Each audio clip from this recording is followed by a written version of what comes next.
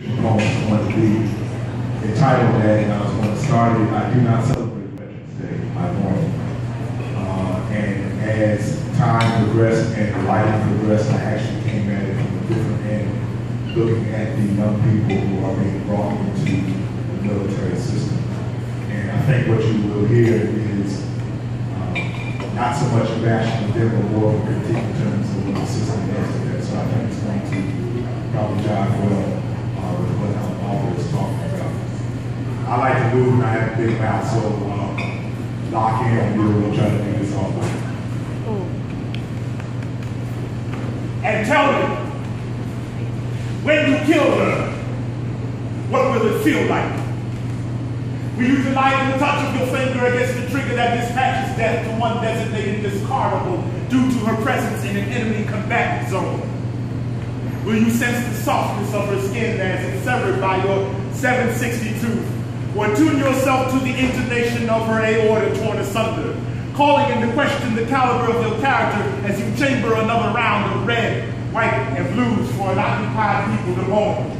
In your fervor to hunt her husband and persecute her parents as you do what your boss has taught you, will you use the lessons offered down in Georgia at the school of torture? Will you gorge her or maybe torture her at her village because they had the misfortune of looking like this mysterious thing called the enemy? Or will you just fly the drones that terrorize towns and make for the stuff of nightmares as everyday folks shudder at the everyday chance of fire falling from the nighttime skies? And what of the children?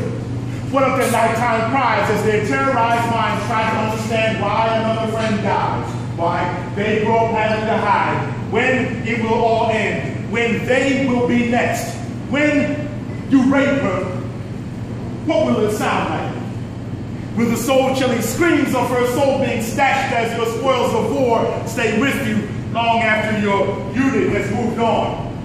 Will you wonder if she'll be able to move on from the freedom the great Western saviors assaulted her with, or how long it will take her to wash off the stench of your occupation? Is this part of the protecting? When you grave all you can and buy roughshod over God's other children, what of her children? Will your violations give permission to the violence they'll commit, trying to process terrible shit done, PTSD piercing their sanity deeply as it will yours? Exactly whose voice do you think they'll listen to next?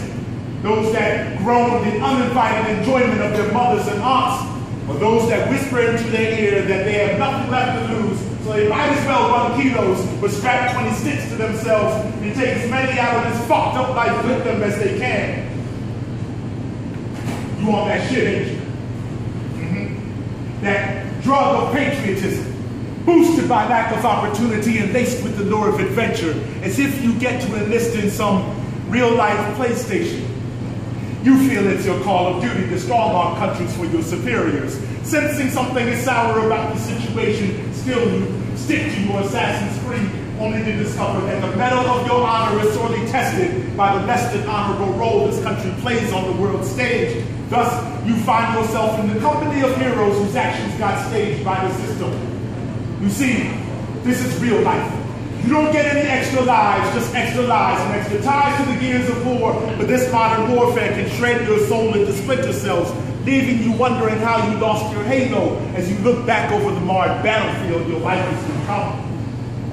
You're so eager to put yourself at risk, like a little plastic piece on a board game.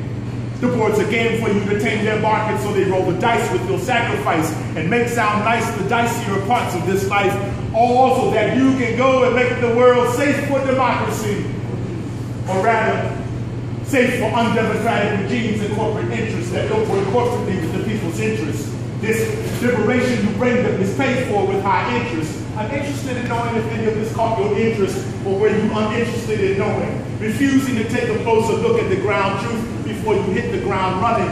Yours, not to reason why. Yours, but to do. A die coming up sixes for ruler's tricks and snake eyes for your spirit's serenity. You say, it won't happen to me. And when it does, you can say you were simply following orders to aim high, and you did. Shooting low the hopes and dreams of people across the globe, so now you're a global force for good or for bad. You decided to be all you can be in the employ of the empire. Now you're searching for the things that made it all worthwhile and finding them few. The proud moments rare. Over there you handle million-dollar machinery, but the machine back home doesn't handle you with trust, so it's a bust. You can return home to be on the front lines for your family's food assistance. I hope you don't return home cutting lines or wheeling in line at the VA looking for spare parts. D, I just hope you return home. Look, I don't claim to have easy answers or a job in my pocket. If you figure there ain't much higher. School ain't firing on all cylinders, so you say, why not? That's what they're counting on. People of color and poor whites to give up the fight and give themselves up to fight. Right. I know we all have service people in our families. We love them very much. With very much love for them not to be taken from our families or to take others from theirs. I'm aware some of my own support branches down from the branches and from the making of arms.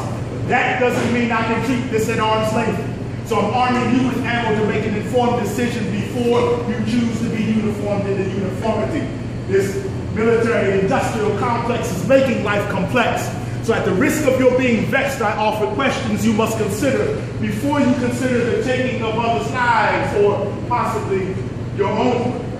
Will you own your path or merely march down one on orders to disorder another's? Young brother, I'm not trying to run your life or cause unnecessary strife, but I'm just wondering, when you beat her, what will she cry like? Will she shout shrieks of terror, shocked that the man she wedded is now wedded to embedding his fist in her, your betting now a battleground brought home? Or, in hushed trembling, will she scream the slow, steady, almost quiet tears of a woman quietly resigned to this new prison of a life? Her personal Guantanamo, where she's force-fed fear, seasoned with memories of what used to be that keep her caged in the deranged domestic detainment. A part of you died over there, and you try to drink away the damnable parts that didn't. But all you cause is dread in the domicile where happiness is dead. Will you remember your happiness when you first knew you loved her? Your smile when you blew your first kiss? Now your blows don't miss. You've blown your bless. Shell all of this into a shell of what you had back then. Son, what of your children? Will son learn from you how to disable an opponent, even one dearly beloved? He'll want to be in the strike force like daddy. Will he strike with force like daddy? Landing shells upon a woman he'll reduce to a shell. Will your daughter be shell-shocked into shelving her sense of self-worth and succumb to the hell some similarly sick bastard will sentence her to? Salute the God within before you salute the gods of war, and think on these things before you sign on the dotted line, just above the perforation of your soul from its peace. Recruitment.